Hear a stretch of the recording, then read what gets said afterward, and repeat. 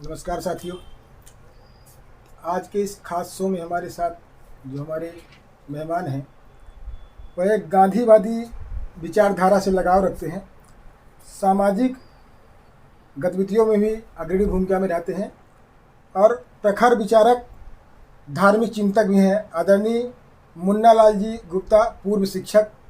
सबसे पहले मैं उनका अपने चैनल में स्वागत करूँ। सर, स्वागत है हमारे चैनल में। धन्यवाद सर, आप अपने इस जीवन के कालखंड में कई राजनेताओं को देखा होगा और हनुमना का स्वरूप भी वर्तमान समय में जैसा है देख रहे हैं। तो पहला सवाल मैं आपसे लूँगा कि वर्तमान में हनुमना की जो स्थिति है वह किस विकास वाली जो है, तो वह कहाँ आप देख रहे हैं हनुमना को विकास की दृष्टि से? देखिए, विकास की दृष्टि से तो हनुमना बहुत पिछड़ा हुआ है अभी तक। उसके पूर्व भी खासकर व्यापारिक क्षेत्र में हनुमना बहुत पिछड़ा हुआ है। राजनीतिक क्षेत्र की बात करें तो हमारा ये क्षेत्र मऊगंज विधानसभा में आता है। तो हम राजनीतिक क्षेत्र की जब बात करते हैं तो हमारे क्षेत्र मऊगंज में विधानसभा क्षेत्र में चाहे कोई भी पार्टी हो, चाहे कांग्रेस पार्टी हो, चाहे भारतीय जनता पार्टी हो, चाहे अन्य पार्टी हो, हमारे लोकल नेताओं को इग्नोर किया जाता है, जबकि दूसरे क्षेत्र से लोगों को यहाँ पर ला करके थोप दिया जाता है। इसे हम विडंबना कहें या क्या कहें, ये राजनेताओं की सोच है। जहाँ तक सामाजिक क्षेत्र की बात है, सामाजिक क्षेत्र में हनुमना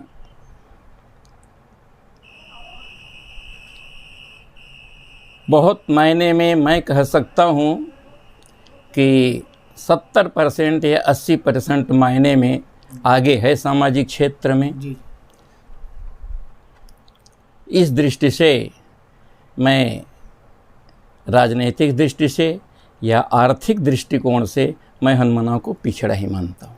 विकसित हनुमना और स्वच्छ हनुमना का जो सपना था आप लोगों का, क्षेत्रीय लोगों का भी था, तो वो साकार नहीं होता रहा। इसमें जिम्मेदारी किसकी तय करे, कौन है इसका मेन जिम्मेदार? और देखिए, जिम्मेदारी जहाँ तक स्वच्छ हनुमना की बात है तो वहाँ पर जिम्मेदारी तो देखिए हर वर्ग की बनती है, हर व्यक्ति की बनती है।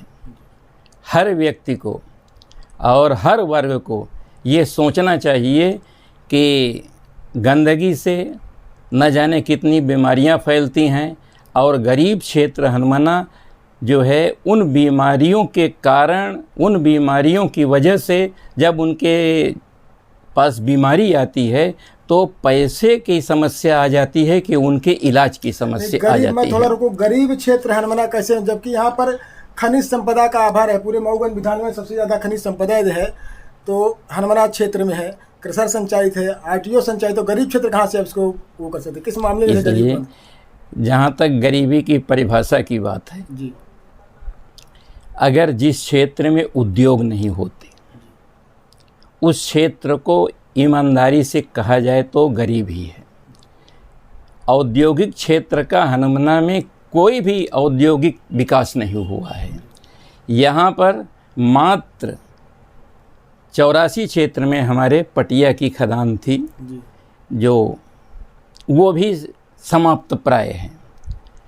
औद्योगिक क्षेत्र होने से, उद्योग लगने से मज़दूरों को काम मिलेगा। हमारे यहाँ के मज़दूर बाहर नहीं जाएंगे, इलाहाबाद, मिर्ज़ापुर जहाँ जाते हैं वहाँ नहीं जाएंगे, उनको यहीं पर काम मिलेगा और जो भी उनको आर्थिक लाभ होगा उसका फ़ायदा हनुमना क्षेत्र को ही होगा। ये पटिया की खदान जो आपने बात की तो बंद होने के कगार में है, आखिर क्यों?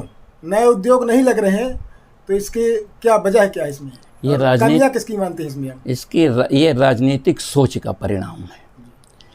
अगर हमारे यहाँ का विधायक, अगर हमारे यहाँ का सांसद, अगर वास्तव, चूँकि ये यूपी की सीमा से लगा हुआ है, देखिए यूपी की सीमा से लगा हुआ है और यूपी की सीमा के लगा होने के कारण इसको विकसित किया जा सकता है। इसके पहले जब माननीय उमा भारती जी यहाँ पर आई थी, जी मुख्यमंत्री मध्य प्रदेश सरकार की, तो यहाँ पर ये एक क्या कहते हैं,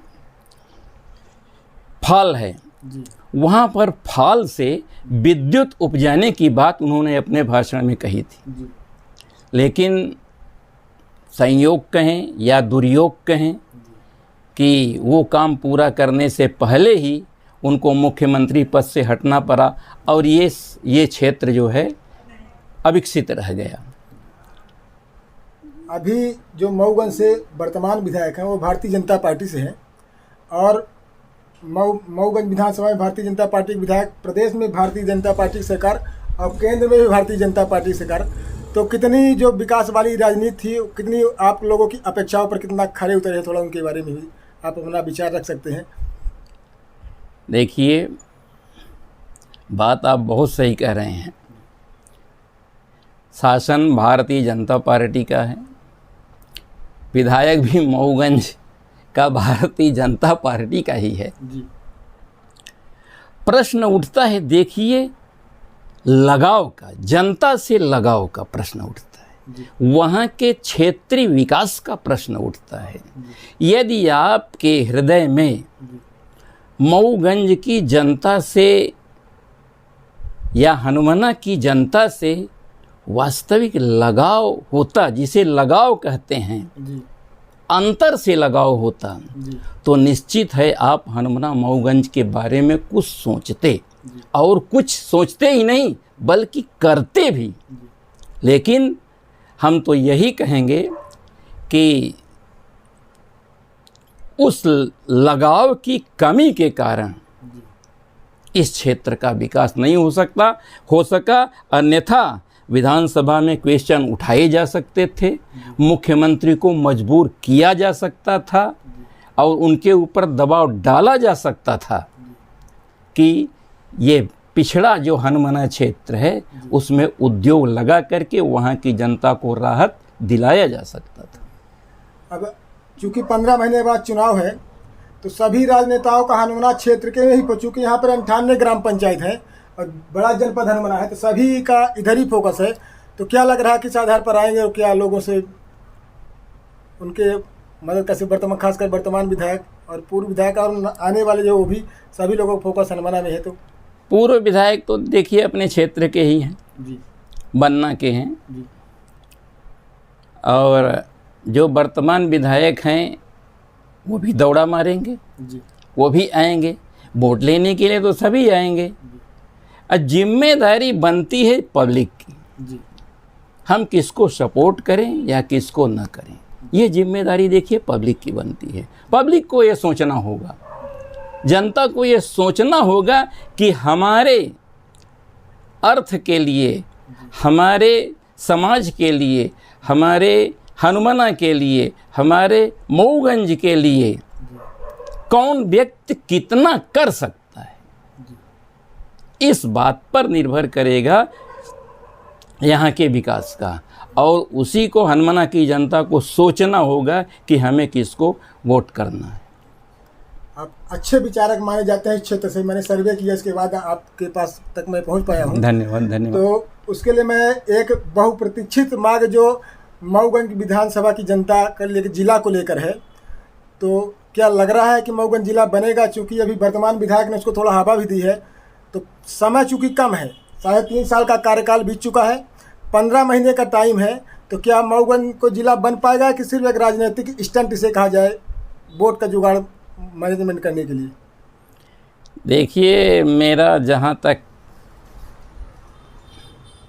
अतीत का भी अनुभव है जी और जहाँ तक भविष्य की ओर मेरे दृष्टिकोण जा रहा है, मेरा दृष्टिकोण, जी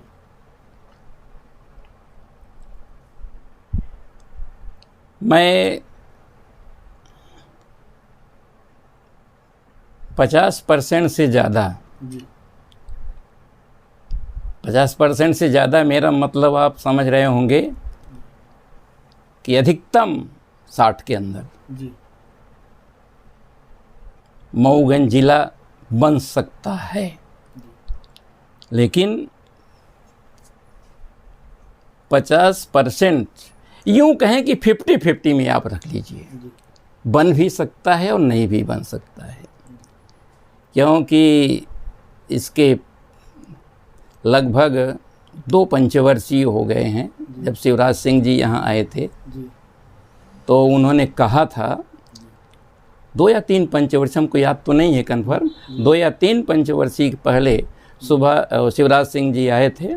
उन्होंने कहा था कि आप मऊगंज से भाजपा का विधायक जिताओ, मैं मऊगंज को जिला बनाऊंगा।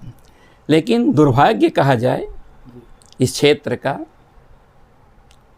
या दुर्योग कहा जाए, उस समय भारतीय जनता पार्टी का विधायक नहीं जीता। अब तो है, और चूंकि समय कम है, चूंकि 3.5 साल कार्यकाल उन्होंने, मान लीजिए 15 महीने उनकी सरकार नहीं थी, लेकिन 15 महीने के बाद जब वो आए तो 1 महीने के लिए टाइम के लिए बोला, तो अभी तो काफ़ी टाइम निकल गया। अब जो प्रक्रिया होती है, लोगों को ये कहना है कि जो प्रक्रिया होती है तो घोषणा कर सकते हैं, फिर उसके बाद आचार संहिता लग जाएगी, तो मैहर जैसा खेल मऊगंज के भी साथ हो सकता है। तो इस पर आपका क्या कहना है? तो इसीलिए तो हमने कहा कि 50-50% मानिए, इसी पर हम यदि घोषणा हो जाती है और बाकी उसका जो मूल रूप है वो नहीं मिलता, तो जनता उनके समर्थन में रहेगी। देखिए, हमारा तो अंदाज है घोषणा भी नहीं कर पाएंगे ये जी। हमारा तो बिल्कुल अंदाज ये है कि ये घोषणा कर नहीं पाएंगे। क्यों कि हमारे क्षेत्र का विधायक उनके ऊपर उतना प्रेशर डाल नहीं पा रहा है, जितना डालना चाहिए उतना विधायक प्रेशर डाल नहीं पा रहा है। तो इसीलिए मैंने 50-50% कहा। हो भी सकता है घोषणा, नहीं भी हो सकता। ये क्षेत्र का विधायक तो लोगों का यह भी मानना है कि जब से राज्य मंत्री बन गए हैं तब से अधिक करीबी हो गए हैं। भाई, मंत्री पद उसी को मिलता है जो करीबी होता है, तो ये दबाव वाली बात कहाँ तक आपकी जायज मानी जाए? देखिए, मंत्री पद देना जी वो अलग बात है। ये राजनेताओं का की ये नीति है कि किसी को, कोई अगर बिखरा हुआ है, किसी को संतुष्ट करने के लिए एक थोड़ा सा पद दे दो। जी, आपका मानना है कि मतलब जिला 50-50% है, बन भी सकता है? हाँ, बिल्कुल बन भी सकता है और नहीं भी बन सकता। और हमारे चैनल के माध्यम से, चूँकि 15 महीने बाद चुनाव है, तो क्या संदेश देंगे जो हमारे जनप्रतिनिधि जब आगे आएंगे चुनाव में लड़ने के लिए, वर्तमान है, पूर्व है, कुछ नए भी आएंगे, उनको आप क्या मैसेज देंगे? किस क्षेत्र में? विधानसभा के क्षेत्र में? विधानसभा के क्षेत्र में। विधानसभा के लिए तो देखिए, मैं संदेश शब्द का आपने इस्तेमाल किया जी। संदेश शब्द मेरे लिए थोड़ा उचित प्रतीत नहीं होता है। मैं संदेश नहीं दे पाऊंगा, संदेश नहीं करूंगा, दे सकता हूं। हाँ, अपने विचार जरूर व्यक्त कर सकता हूं। विचार ही व्यक्त करे, कहने का मतलब मेरा वही था। तो विचार है कि जो भी जनप्रतिनिधि आए चुनाव में, अब देखिए, कोई भी जनप्रतिनिधि आता है, चाहे नगर परिषद का चुनाव हो, चाहे विधानसभा का चुनाव हो, चाहे लोकसभा का चुनाव हो, वो एक कांग्रेस आती है तो वचन पत्र लेकर के आती है, भाजपा आती है तो संकल्प पत्र लेकर के आती है। माने हर राजनीतिक दल अपने अपने वादे लेकर के आते हैं। अब वादा पूरा करना न करना ये उनका काम होता है। अब जनता से आपने जो वादा किया है वो अगर पूरा नहीं कर पाएंगे तो निश्चित रूप से अगले चुनाव में आप रिजेक्ट हो जाएंगे। लेकिन अगर जनता के वादों पर आप खरा उतरते हो, आप जनता से जो वादा किया है आपने उसको पूरा किया है, नहीं किया है 100%, 90%, 80%, 70%, अगर आपने किया है तो निश्चित से जनता आपको सर आँखों पर लेगी।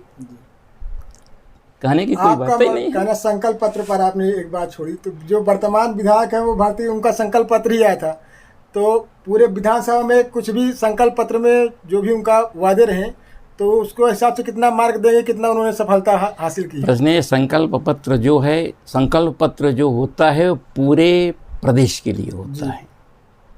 आप समझिए इस बात को, संकल्प पत्र पूरे प्रदेश के लिए होता है। जब राष्ट्रीय स्तर पर चुनाव लड़े जाते हैं तो संकल्प पत्र पूरे देश के लिए होता है। लेकिन वास्तव में चाहिए कि जो प्रदेश का संकल्प कितना पूरा हुआ, ये मैं उनको संकल्प पत्र का 100% में कितने मार्क्स देंगे 100 नंबर से? देखिए, प्रदेश का जो संकल्प पत्र है उसको तो उन्होंने 5 साल पूर्व जो संकल्प किया था उसको तो हमको याद नहीं है, न तो हमने उसको पढ़ा भी था। हाँ, कुछ सुना जरूर था, तो इसमें हम परसेंटेज देने की ये स्थिति में नहीं है कितना परसेंट। हाँ, ये जो है जरूर क्षेत्र के लिए आप स्वयं अपना संकल्प बनाओ ना जी। क्षेत्र के लिए अगर विधायक हैं आप, इस क्षेत्र के विधायक, संकल्प तो जिला को लेकर था, मूलभूत सुविधाओं को लेकर था। हाँ। तो कहाँ ना कहीं सड़क की व्यवस्था है, बिजली की व्यवस्था आप देख रहे हैं कैसी दुर्दशा है। आप क्षेत्रीय हैं, आप स्वयं उसके भुक्तभोगी होंगे। सड़क, बिजली, पानी कैसी व्यवस्था है हनुमाना में, तो इन सब व्यवस्थाओं को लेकर वो चुनाव पर आए थे। तो आप क्षेत्र ही को वो बताए उसमें कितना मार्क्स देंगे? क्योंकि आप शिक्षक थे और आप हमेशा मार्क्स दिए हैं, तो कितना अंक देंगे उनको इस बार? तो देखिए, एक बात तो है, अगर हम स्वास्थ्य की बात करेंगे तो स्वास्थ्य हमारे यहाँ हनुमाना में खासकर मऊगंज में अच्छे डॉक्टर हैं। कुछ मानते हैं हमारे, ये मऊगंज वाले अच्छी तरह जानते हैं। हाँ, जानते हैं, वो अधिक अच्छी तरह जानते हैं। हमारे यहाँ के भी लोग हनुमाना छोड़ करके मऊगंज इलाज कराने जाते हैं। लेकिन हनुमाना क्षेत्र में डॉक्टर्स की देखिए कमी है। कमी का मतलब, मेरा मतलब, कमी से मेरा मतलब ये नहीं कि पदों की भर्ती से है जी। कमी से मेरा मतलब कुछ सुविधाओं से है और डॉक्टरों की मानसिकता से है जी। तो ऐसे डॉक्टर आए थे। पुराने ज़माने में हम लोग थे, डॉक्टर जड़िया जैसे डॉक्टर थे जो कि देख करके बता देते थे कि ये आदमी इतने दिन में मर जाएगा, ये आदमी को हम जिंदा कर देंगे। स्वास्थ्य व्यवस्था फेल है, ये समझते हैं। स्वास्थ्य व्यवस्था फेल क्या कहें, फेल तो नहीं कह सकते, लेकिन इसके लिए हम 30% मार्क्स दे रहे हैं स्वास्थ्य व्यवस्था के लिए। रह गई बात शिक्षा व्यवस्था पर, चलिए हनुमाना में चाहिए कन्या महाविद्यालय हो, और कन्या महाविद्यालय की बात भी वर्तमान विधायक ने की थी, तो कितना उसमें शिक्षा व्यवस्था में कितने मार्क्स उन्हें आप देंगे? कन्या महाविद्यालय की बात तो जब उन्होंने की थी और नहीं दिया तो उनका परसेंटेज कहने की कोई ज़रूरत ही नहीं है। लेकिन जो भी विद्यालय हैं यहाँ पर, उसमें एक देखिए, एक कन्या प्राइमरी शाला है, नगण्य सी चल रही है। वहाँ पर केवल विद्यालय है, बस ये स्थिति है। हायर सेकेंडरी हमारी चली गई, कन्या हायर सेकेंडरी। देखिए, थोड़ी सी बात हम ये भी थोड़ा उठाना चाहेंगे। तो हायर सेकेंडरी, कन्या हायर सेकेंडरी 9 से 10th तक के लिए वहाँ पर चली गई है। जो भवन वहाँ पर बना है, नया भवन जनपद के बगल में, अभी हमको बुलाया गया था 15 अगस्त पर, अतिथि के रूप में बुलाया गया था। प्राचार्य महोदय ने मुझसे कहा कि मास्टर साहब छत चू रही है। हमने कहा चलो दिखाओ यार, कहा कि अब इसके बाद ख़त्म हो जाएगी, चलिए आपको दिखाते हैं। तो फिर समय तो नहीं मिला, लेकिन चूंकि मुझे अन्य कार्यक्रम में आना था यहाँ पर 15 अगस्त से स्वतंत्रता दिवस के अवसर पर, तो उन्होंने कहा कि छत जो है, नई बिल्डिंग की छत चूने लगे, ये विडंबना नहीं तो और क्या है। ये विकास की परिभाषा में आ रहा है, समझ रहे हैं यार। नई बिल्डिंग, 12 करोड़ की बिल्डिंग, और उसकी छत चू रही है, साल भर नहीं हुए। ये इसी परिभाषा विकास की मान लीजिए। और दूसरी बात स्वास्थ्य की तो हो चुकी, रह गई सफाई की बात। सफाई की बात हमारे नगर पालिका ने ज़रूर प्रयास किया है, नगर पालिका के अधिकारियों ने सफाई के लिए भरपूर प्रयास किया है। लेकिन जब तक जनता नहीं जागरूक होगी तब तक हनुमाना की जैसी व्यवस्था है, अव्यवस्था है, व्यवस्था कहिए या अव्यवस्था कहिए, जैसी व्यवस्था है वैसी चलती रहेगी। हनुमाना के नागरिकों को जागरूक होना पड़ेगा इस मामले में। अब सिर्फ एक ही सवाल, चूँकि 15 महीने बाद चुनाव है, वर्तमान विधायक जी के कार्य में जो भी क्षेत्रीय मुद्दे हैं वो उसमें आप कितना अंक देंगे? सिर्फ एक ही सवाल, क्योंकि आप शिक्षक थे, आप शिक्षक के होने के नाते उनको आप कितना मार्क्स देंगे क्षेत्रीय मुद्दों, क्षेत्रीय व्यवस्थाओं को लेकर? 50%। 50%। थैंक यू, आपका धन्यवाद, आपने अपनी बात को प्रमुखता से रखा उसके लिए। धन्यवाद धन्यवाद।